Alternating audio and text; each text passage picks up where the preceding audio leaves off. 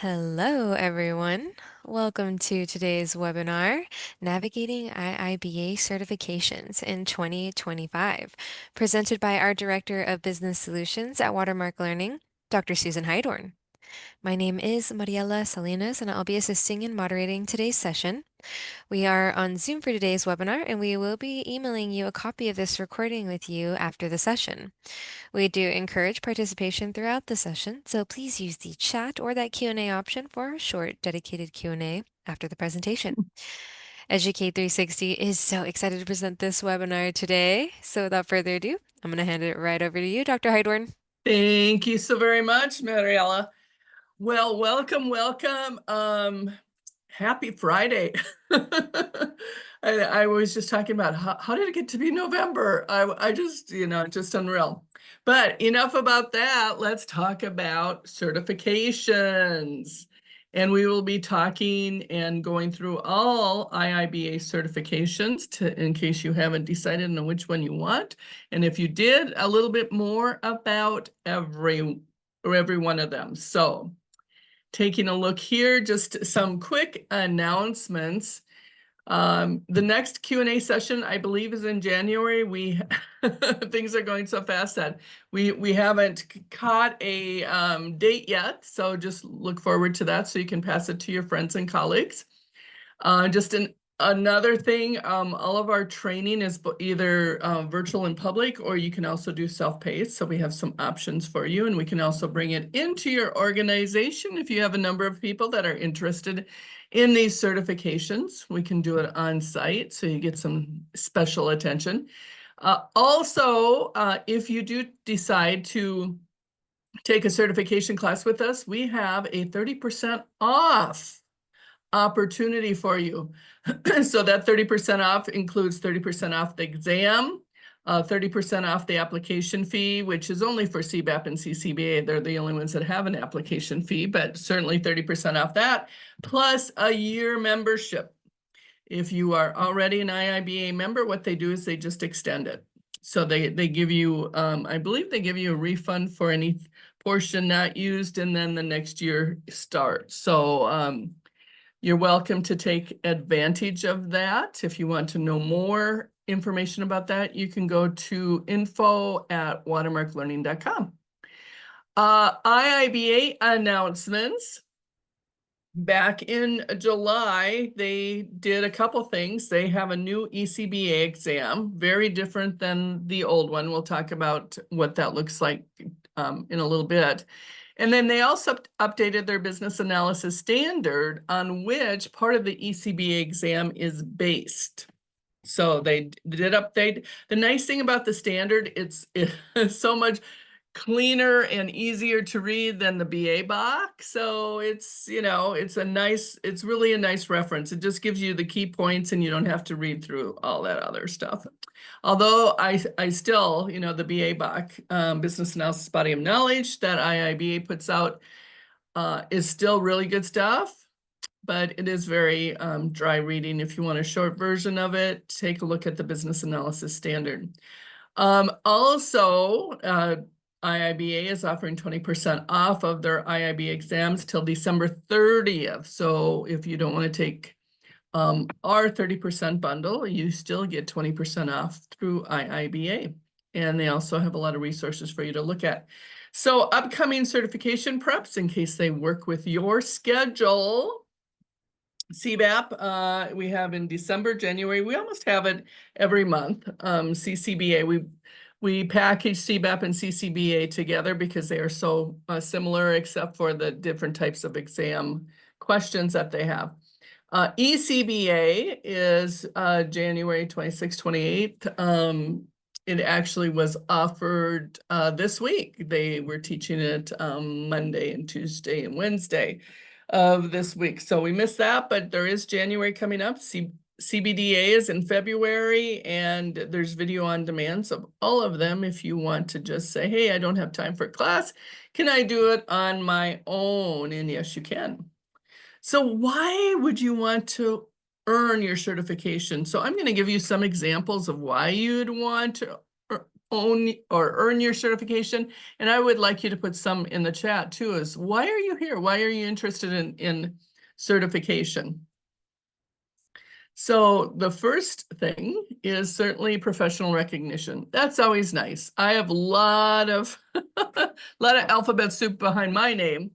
But when I was first really starting out in the profession, I first got my PMP, and then I got my CBAP, and then I got a whole bunch more. But it did help me be recognized as someone who, oh yeah, you do know about project management, you do know about business analysis. And so there's that professional recognition that, okay, I might have been a good business analyst before taking that certification, but now I'm certified. So that always makes your resume look good. Career advancements. I know a lot of organizations I've worked with say that, you know, in order for you to move up to that next level, you have to get your certification. And so that is one of the things that they said, you get your certification, then you have a chance to move up to the next level. So career advancement is there. Just enhanced knowledge. I do teach our CBAP, CCBA course as well as ECBA, but sometimes it's people who, you know, you think about it, you have need a lot of experience to sit for the CBAP or CCBA. But you're always learning something. You know, you might have been a business analyst for 10 years, but new terms, new nomenclature, new concepts on how you might apply something, new tips, techniques that you learn. So it's always helpful to enhance your knowledge. Certainly networking opportunities. A lot of times organizations have groups that study together, study groups, and also chapters, IIBA chapters. So if you take advantage of that 30% discount, or you decide to just have your own membership with IIBA, with that IIBA membership comes a free membership to your local chapter. And you can change that. Maybe you're a member of a chapter in another state or whatever, but you're doing it virtually, you certainly can change that. But it's really nice because a lot of chapters do have study groups, you know, and sometimes it's nice to have a study buddy to be able to get through some of the material. Certainly helps competitive advantage if you have a certification, someone else doesn't, you know, that kind of helps a lot.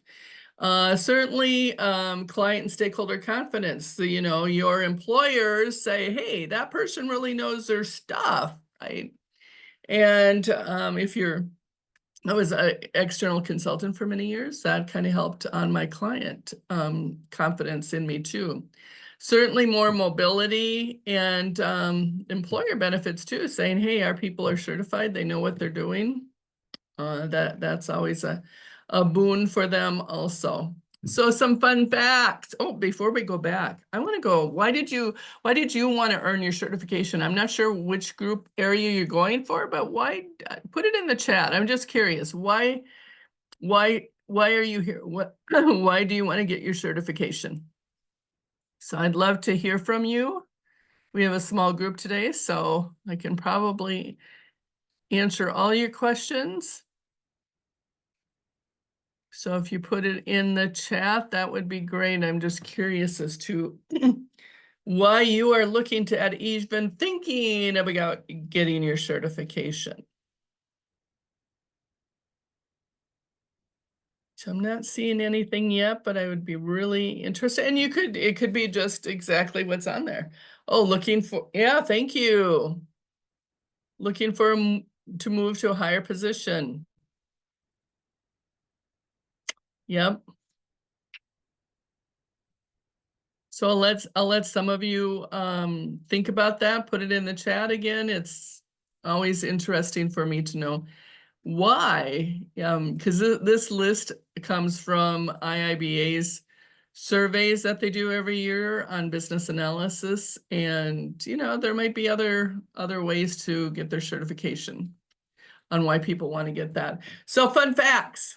And this does come from the Global State of Business Analysis report that IIBA does every year.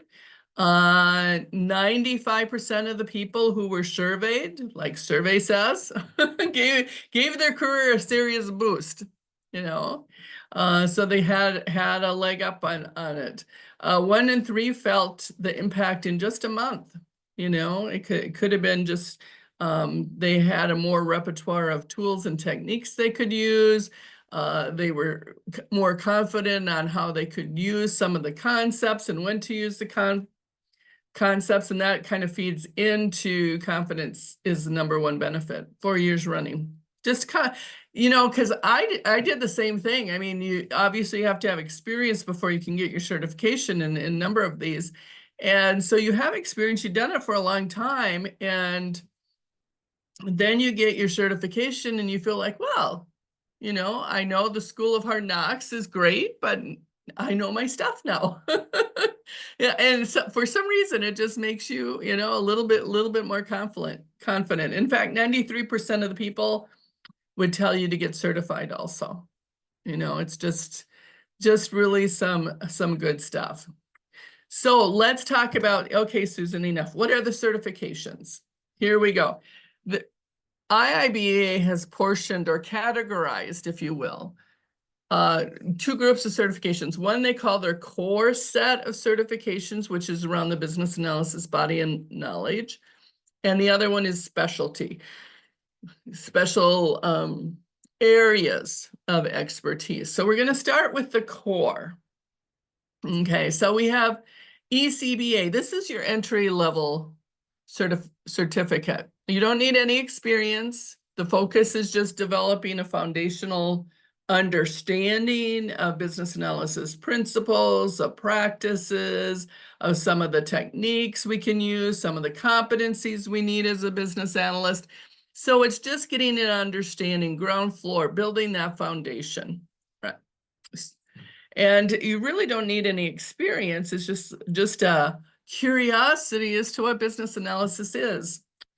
In CCBA, certification for capability in business analysis, this is kind of your mid-level certification. You need 2 to 3 years of experience, and this is where you're playing a more advanced role. You have a number of years experience, you've been doing this. Now you kind of want to prove that you really know what you're talking about. And then CBAP is for 5 years of experience. And this is really about how do we, as business analysts, deliver value to the organization, deliver value to our clients. Interestingly enough, CBAP was the first one out, and then CCBA and ECBA. But that doesn't matter anymore. It's just kind of how much experience do you have depends on which core certification you want to go to. So ECBA eligibility is really simple. So ECBA is really targeted to the new business analyst professional. Maybe you've been on the business side, maybe you've been on the IT side, but you just want to know a little bit more. Certainly college students, anyone who's transitioning to that role. And often in classes, we get a lot of functional managers. Yeah, they report to me, but I have no clue as to what they're doing. And so they often come just to say, hey, I've got to at least get the the nomenclature down and kind of figure out what they are supposed to be doing so I can communicate with them. There is a guidebook. Actually, there's kind of 2 guidebooks in this case. The Business Analysis Standard, that would have been the 2.0 that I just talked about earlier, and the BA-BAC, which is the really thick resource. Eligibility, you don't need references. You don't need to pay an application fee, which is really nice. But you do need a signed code of conduct that you would be a good business analyst. And of course, your exam fee, that kind of goes hand in hand. So the exam fee right now is $245, and that's not counting the 20% discount you'd get for members, and the second one is for non-members. And then we have CBAP and CCBA. And so we have, with CCBA, you have to, again, have 2 to 3 years of experience. And so that equates to what? 3,750 hours in the past 7 years of being a business analyst. if you look at your BA-BAC, you have to have a minimum of 900 hours in 2 knowledge areas and 500 plus in 4 knowledge areas. There are 6 knowledge areas, in case you're wondering about, okay, Susan, how many do they have? There is 6. So you either need 900 hours or more in 2 of them or 500 plus in 4 of them. You do need professional development hours. What does that mean? You need to have taken a class in business analysis, something that is, I would say, facilitated by a coach, an instructor. And so you need 21 credit hours for the last 4 years. You do need to have references, code of conduct. You don't need any special college education. Unlike PMI, they do not give credit for having a college degree, sorry to say. Application fee, there is an application fee, both CBAP and CCBA is $145. And again, member fee versus non-member fee. CBAP is very similar, although it's people who have worked a longer time at being a business analyst, 7,500 hours in the past 10 years. Minimum 900 hours in the first, in 4 of them. So a little bit more, you need 35 credit hours in the last 4 years. So again, taking a class, business analyst class, whether it's self-pay, well, you do have to actually have it with a live person, because getting PDUs, you don't necessarily have to do that, but getting professional development hours, you do have to do that. So 2 references, minimum high school education. So with that said, I'm going to have Mariella actually bring up a poll, because I'm curious as to what certifications you are looking to get. So she just brought up a poll here. We have the core at first, CBAP, CCBA, ECBA, and then we have, and we haven't talked about these specialty ones, but they're Agile analysis and certification and CBDA. So if you want to just put in the poll what you're after, and then I can kind of focus the rest of the class on where you need to go.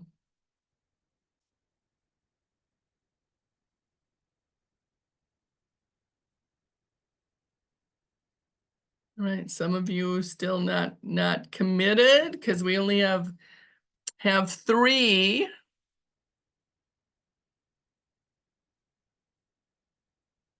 So CBAP, ECBA, okay, so we're going to talk a little bit more about those, and we're going to talk about AAC and CBDA as we move on. Oh, 3 out of 4, cool. Excellent. Just wait for everyone else. Anyone else want to join?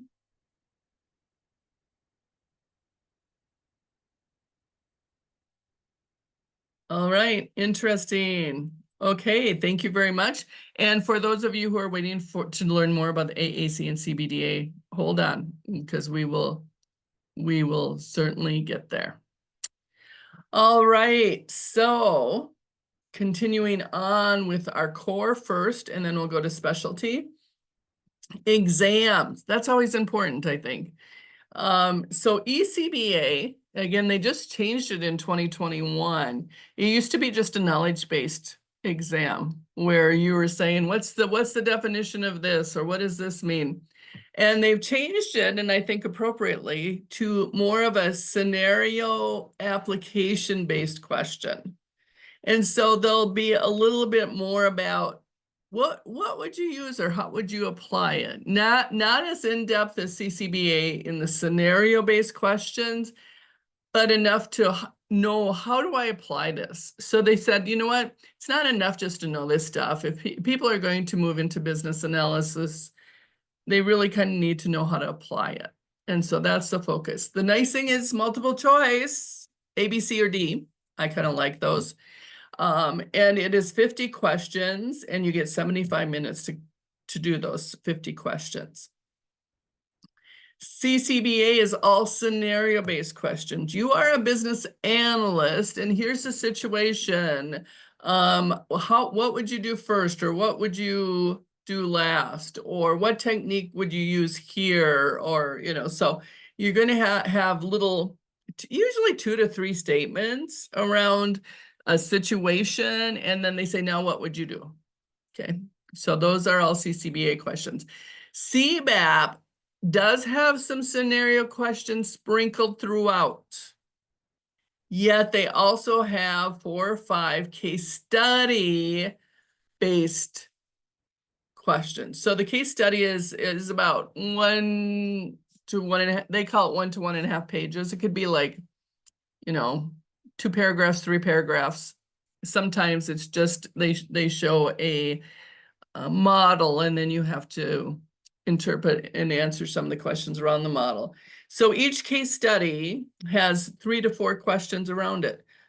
So if it was a model, let's say it was a process map, maybe you would be asked to read it, or you would ask some questions about, okay, which process step comes first, or which comes next, or if maybe it's a data flow model. And then it would say, where are the, where's the data stored? What process does it go through? So you need to know really how to read the models to get the questions right. So again, case study, scenario based, still multiple choice. They're all multiple choice, A, B, C, D. Although there's more, CCBA has 130 questions versus 120, and it's 3 hours to 3.5 hours long. So it is a big exam.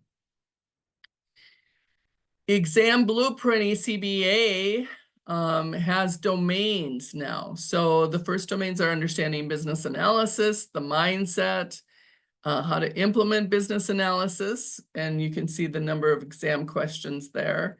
And then we have the 6, well, what would you call them? They're concepts, key concepts. They're called the core concepts of business analysis, which is everything has a change, a need, a solution, stakeholder value, and context. There's 5 questions for each of those. And in the exam, there's also 26 underlying competencies and 20 techniques, which is a little better than CBAP and CCBA, because otherwise you have 50 techniques to learn. The competencies are still 26, but the competencies make sense, so it's not too bad.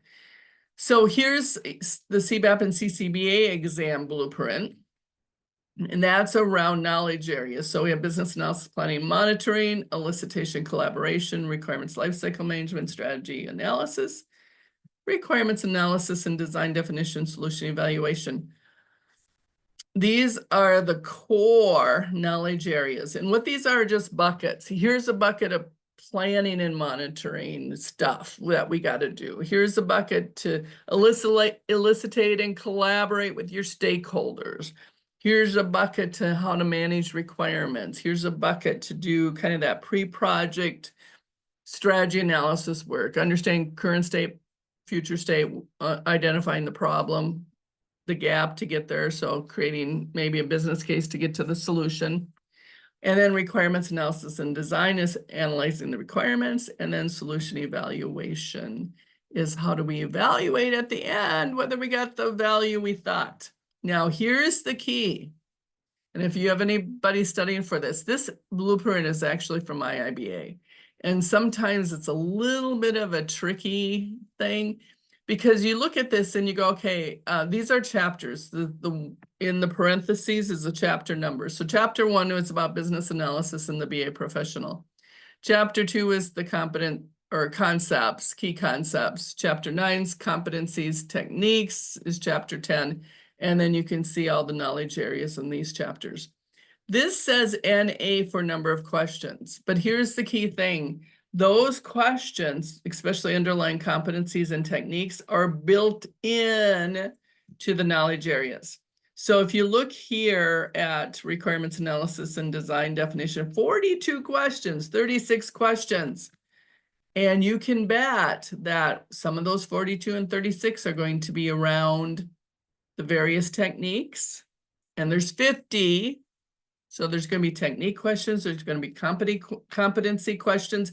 So all of the information in these chapters get put into here. So it looks like, when they say NA, it's like, because I've had a person in my class who was taking the exam for the second time because they thought this meant they don't even need to study these. They just need to study these knowledge area chapters because it says NA. So it must not be on an exam. No, it is an exam. They just incorporate it into the different knowledge areas. So she had to come back to class to kind of figure out how to pass that exam. Specialty certifications for those of you, I saw some people with AAC and CBDA, and there's a couple others that we don't offer. So AAC is Agile Analysis Certification. This focuses on how do we be a good business analyst in an agile environment. CBDA is using our skills in data analytics. How do we support data analytics efforts? What should we look for? What should we do? And then IIBA has a couple other areas, CCA, which is their cybersecurity piece, where that equips business analysts with those skills in that cybersecurity arena. And then the CPOA is kind of the business analyst in a product owner role. A lot of business analysts either support the product owner or are a quasi-product owner because there isn't anybody else to do the product ownership, and so they play that role. And so this certification talks about how they play that role.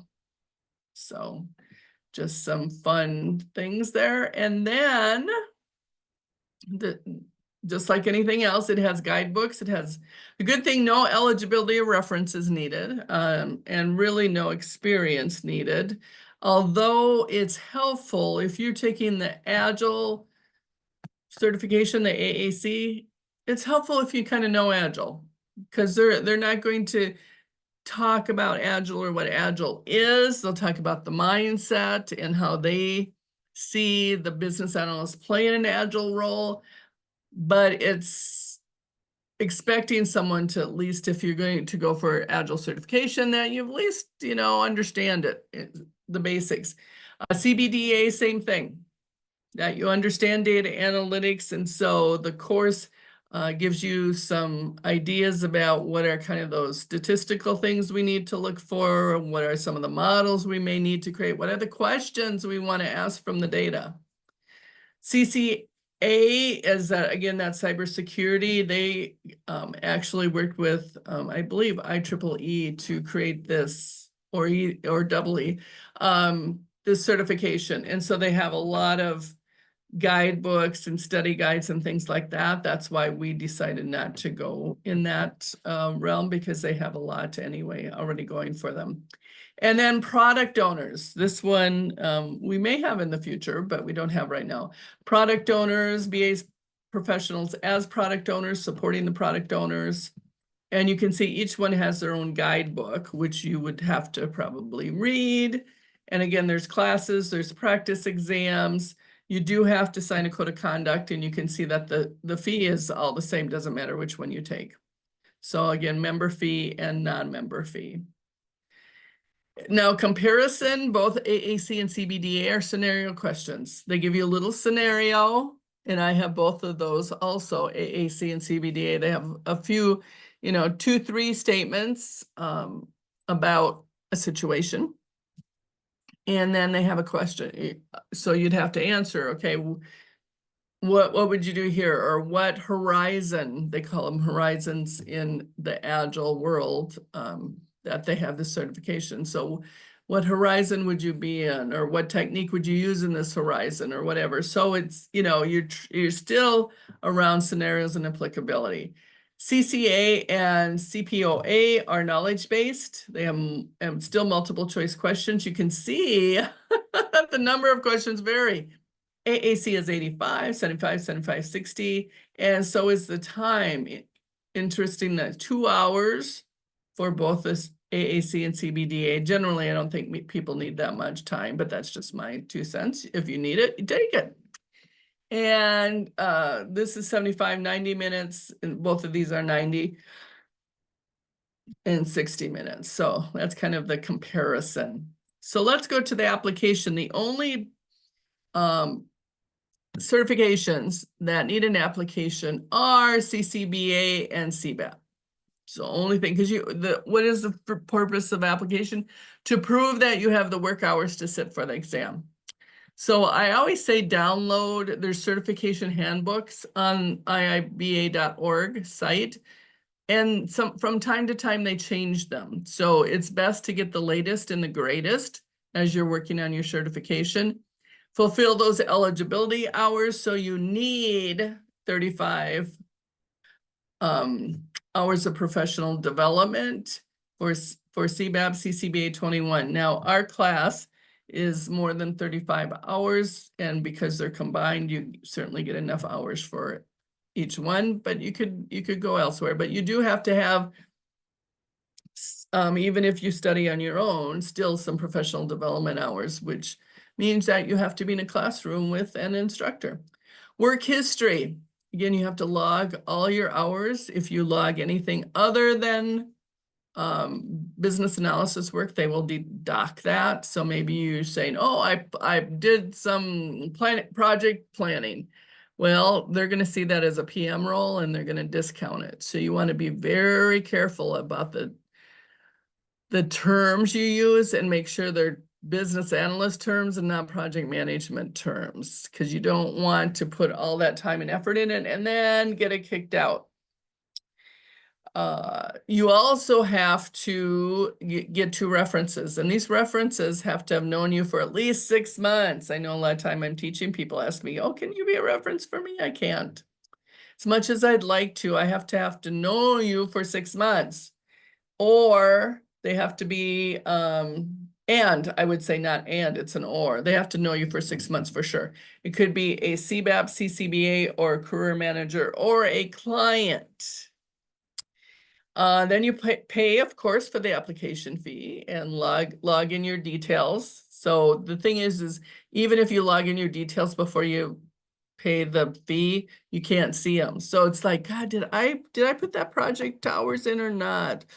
Oh, crap. And you got to pay the fee before you realize whether you can see them.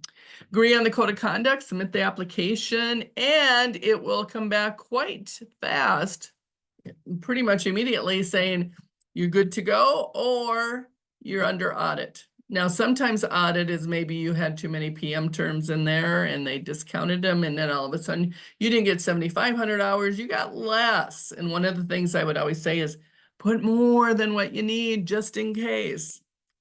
So that's one thing you might get audited for. The other thing is your name might just be up. So just like when you go through TSA, which is probably a bad example right now in these days, but people go through the line and go through the line, and then pretty soon, you got to go over and get, extra look at. Why? Not because you did anything wrong. It's just because your number was up. Same thing here. It wasn't because you did anything wrong. So if you see an audit, just don't go all of a sudden go, they're just checking. Your number was up. You got to be the lucky person. And I've been audited a couple of times, not on my application, but on getting my recertification credits. They make it fairly easy. You do have to provide some type of documentation they can look at on that, but otherwise it's fairly easy and not too painful. Then you register for the exam. Again, look at the handbook. Pay the exam fee, of course. And then agree to the code of ethics and the certification. Then study and prepare for that exam. Review any exam information. So IIBA uses PSI as their proctoring center. And so it helps, especially all the specialty certifications and ECBA are virtual. CBAP and CCBA, you have the option. You can either do it virtually or you can be in person at a testing center. So making sure that you understand how to work with PSI, since a lot of them are virtual. Make sure you can connect, make sure your equipment is compatible. And then you have to take everything off your desk. We'll talk a little bit about that a little bit later, but then you take the exam and get certified. One thing about the application, again, you do have to have that approved before you can register for the exam. The other thing is that the application validity is only good for 1 year. So if I put in my application, I got it approved on November 7th, I'd have 1 year to take the exam. Otherwise, I'd have to put in a new application in, which means, sorry to say, a new fee. Exam prep tips. Okay, CBAP and CCBA, they're 3-hour, 3.5-hour long exams. So it does take longer to study for them, and they're a lot more detailed. So expect about 100 hours, 2 to 3 months is usually common around that. All the specialty certs and ECBA, you can study for a couple weeks, and I think you're pretty comfortable, good to go. Read any guidebook, the BA-BACA course for CBAP, CCBA, and ECBA, and then other guidebooks as needed. Supplement your study, either we have some study aids that you certainly can use, or you can make your own. We also have practice questions. You can make your own practice questions. There's a lot of practice questions out there, but that always helps to say, hey, I think I know the stuff. Do I really know the stuff? I think so. So practice questions will help tell you, do you know your stuff, or do you just think you know your stuff? And then take your exam and pass. So here's IIBA's ECBA reference material. Like I said, they just changed it in 2021. They still use the BA-BAC for some references, but otherwise they use the Business Analysis Standard, which is the new one. And they also, especially for ECBA, have an exam blueprint, learning outcomes, a syllabus to look at, and sample study questions. For Watermark, we also have created our own resources. So there's flashcards. You can certainly make your own flashcards, but if you'd go, oh, I don't have time to make my flashcards, we have flashcards for you. We have a study table that kind of gives you a high-level view of everything and how everything's connected. That's kind of helpful. And a book about how to talk BA. That's a lot of the terms and things that you need. And we have a 90-day access. If you take our class, it comes with the course. Otherwise, you can go on our website and purchase it separately. But you get 90 days access to that.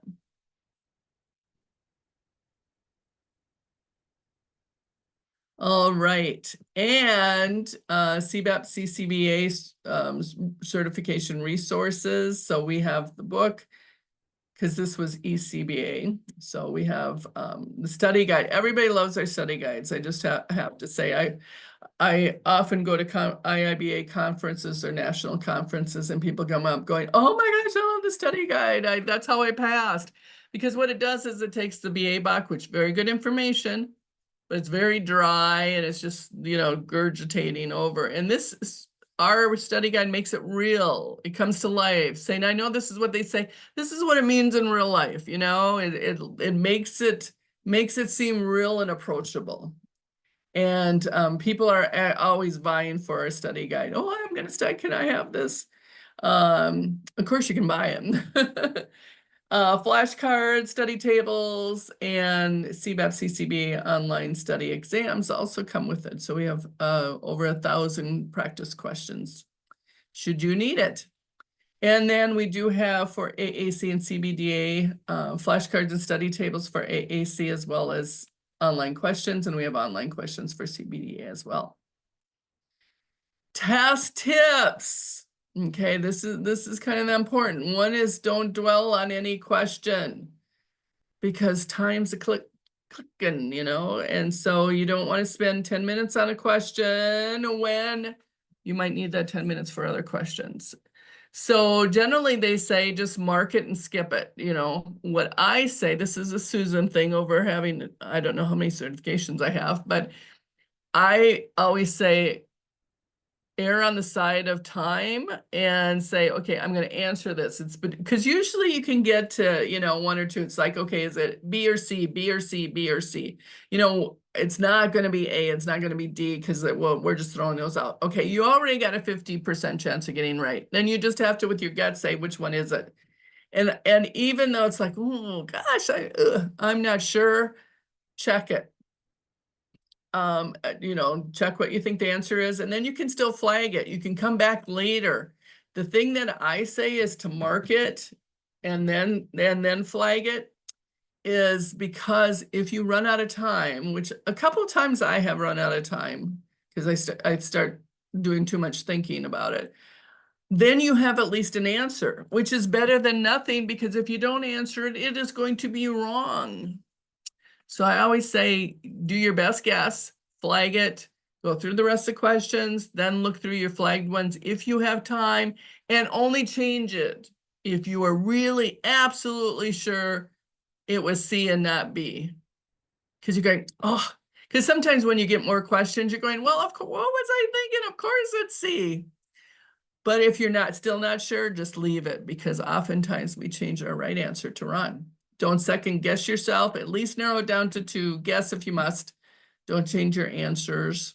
And the nice thing is they have a clock on these, and it tells you where you are and how many questions you've answered and how many are left. So check with that. It's like, okay, if you're half done on time, you should be half done with your questions, because if you're not, you might have to speed it up a little bit. So in general, I always tell people to read the question thoroughly. So what I do is read the question, read all the answers, because sometimes that informs what the question meant, and then go back to the question and say, what are you really asking me? Because sometimes if I'm just skimming it real fast, and then I go back going, God, that was not what they were asking. So I always say, well, what are you really asking me? So I read the question, usually kind of quickly, all the answers, and then go back up saying, okay, what was the question? In CBAP, a little bit different, because they got case studies. You got to read the case study. Then what is the question? All the answers. Go back to say what the question was. And if you need to, then go back to the case study if you have to. There are recertification requirements. So when you get really excited that you passed,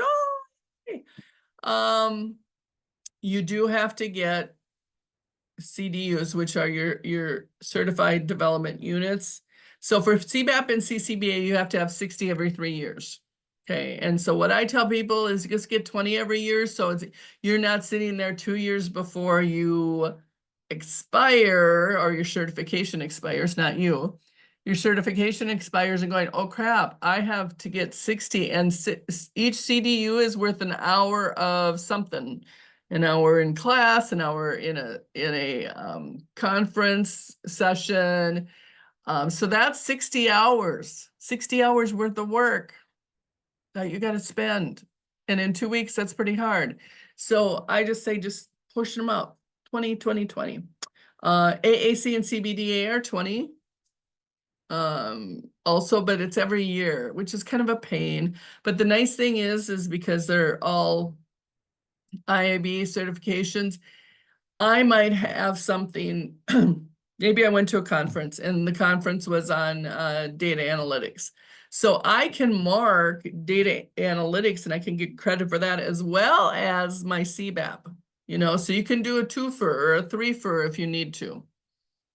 And ECBA, CCA, and CPAO do not have any recertification credits at this time. So just in case you want to know who's with you, here are the numbers. And I'm just, sometimes it takes a profession to just, get grounded, and then it just moves. So ECBA, look at on December 31, 2020, only 4,000. 5 years later, there's almost 20 or 18,000. So that's grown by leaps and bounds. CCBA, not as much. We had 2,000 5 years ago. Now we have, 38. We've doubled, almost doubled CBAP in 5 years, which it took 10 years to get to the 14, because people don't, what certificate? They have a certification? And then specialty ones, AAC, that's been around actually the longest, but you can even look here, it was only 744 to almost 3,000. CBDA has been climbing surely but slowly, 143 in 2020. Now it's almost 1,000. So that's been growing too. CCA, not as much, although that did only come out in 2020, but not as fast. And then CPOA didn't come out until 2021, which is why you don't see anything there. And so it's sort of doubled, kind of ebbs and flows as far as time. So any questions? Any questions anybody has?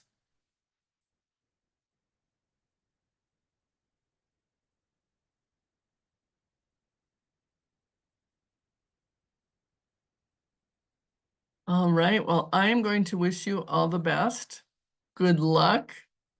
And I'm hoping you all pass your exams. And if you need anything from us, just reach out. We'd be happy to answer them. Okay, who should we report for the number of CDUs? You would report that right online at IIBA.org under certifications, and that's where you would report both your professional development hours, log in your experience, as well as reporting CDUs.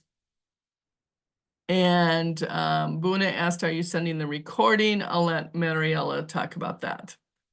Hey everyone, absolutely. We will be sending a copy of this recording with you.